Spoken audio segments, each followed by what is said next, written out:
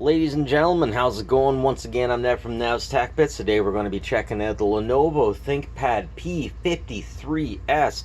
Yes, friends, this is the CAD type of laptop that you can get. If you wanted a gaming system, you get a Lenovo Legion. If you want something to deal with CAD, if you need something to deal with drawings, then you need a P-Series unit. Now, in the past, I've noticed P-Series units got really warm up here, so I'm going to get the thermal cam out and see if that happens here. Of course, that happens because the thermal pipe heating comes up and over this way. Of course, we get the giant mouse pad, the red dot mouse, which everybody loves so much. And this particular unit is touchscreen. I don't know if people often use touchscreen, but I find it with many systems that I use. Next up, let's simulate sunlight to show you how bad this unit can get. Actually, it's relatively good. Next up, let's take a look at the keyboard plex. I don't know many people who are actually honestly interested in keyboard plex, but this one does not plex. This unit feels like it's hard plastic. The keyboard does not plex. The keyboard is either very hard plastic or some kind of super soft aluminum. Okay, here we can see that we got an NVIDIA Quadro P53, which is pretty good for such a package. 16 gigs RAM, 1, 2, 3, 4, 5, 6, 7, 8 octo cores, and that is i7 8th generation. That's pretty powerful, guys. Next up, let's take a look at what this system is rocking. Over here on the left, we have Cat5 USB card reader, and then over here on the right, we have the card reader. That's a super mini card reader, HDMI, USB, power, and then the mini Cat5, the mini Ethernet. We get her back open. You find out that's as far back she can go. She's still touchscreen, but that's as far back she'll go. And yeah, pretty nice system. Next up, let's give her the pass mark, PC mark, benchmark 10. Of course, I'll come back to the video section when we test out DirectX.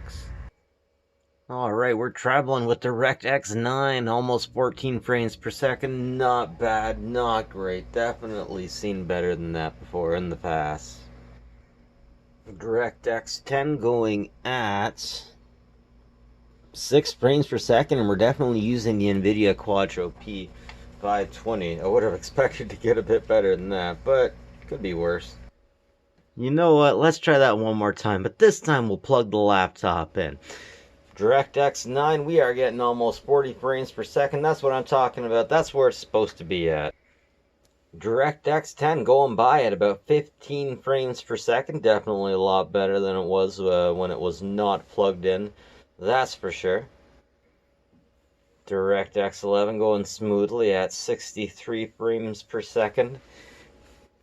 Still not heating up like previous P version models were. And lastly, of course, we have DirectX 12 going by at 34 frames per second.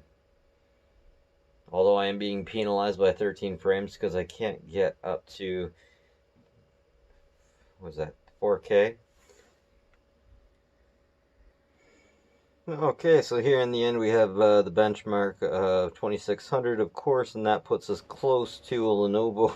This puts us close to a Lenovo Y700 and a Z210 i7 with the 2600 SSD and a GTX 1030.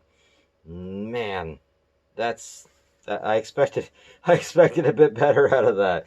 But you get what you get. This is definitely a little bit more rugged than the Y systems. The Y systems are kind of, geez, I think the Y systems were the gaming systems before the Lenovo Legion system came out. But still, not too bad. You definitely get some CAD done on this. Definitely not super heavy stuff, but definitely some power behind this lady. I'll tell you what, Bobby.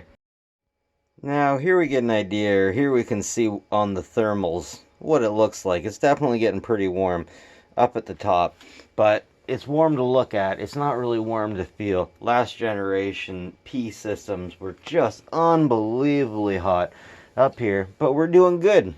Wow, Grand Theft Auto playing at about 42 frames per second, full screen. Not bad. I have definitely seen worse. This game is playing pretty smoothly, and I like what I see. Relatively responsive. Just looks really good, I gotta say. Just looks really good. Okay, guys, get in there. Make me some chicken tendies. You know how I like them. Anyways, yeah. 30 frames per second now. Really good looking. Really good textures. Really good details. I like what I'm seeing here. And you know we gotta give it the Doom test. Will it play Doom? Yes. Yes, it will play Doom. Okay, so next up we got Fortnite. I have told it to set its own standards for frames per second. It's on 30. It's set itself to auto, medium settings on everything. DirectX. Let's show frames per second. And I'm going to go up here and I'm going to make it just do unlimited frames per second. And we'll see how that translates in game. Okay, so I'm running at unlimited. I'm definitely getting some hang-ups here and there, going from about 30 frames per second up to about 60.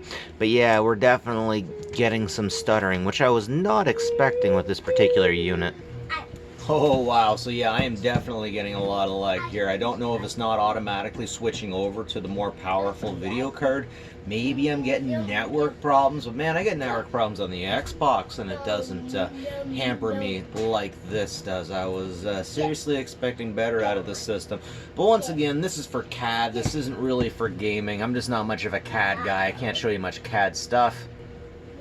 Next up, I knocked it down to 30 frames per second, and it's definitely playing a lot better, so I should not have changed that. Okay, so by this point I had to switch everything over to the lowest settings, and I'm still experiencing issues. Once again, I'm a little bit disappointed in this, considering that this is like a $2,000 laptop. So next up, let's take a look inside and see what potentials for upgrades that we have. Alright, lastly, here's a look at the inside of the system. We got the fan here. We have the heat piping up here. That's interesting. CPU, GPU, we get the fan. Interesting uses of cable into the fan. Once again, I don't like how close the blades are together, because that seems like it will get clogged up with stuff. We only have one space for RAM, and it's 8 gigs, so we will not have dual channel RAM in this. We got an NVMe card here. We got space for another. I believe that is a smaller SD card type.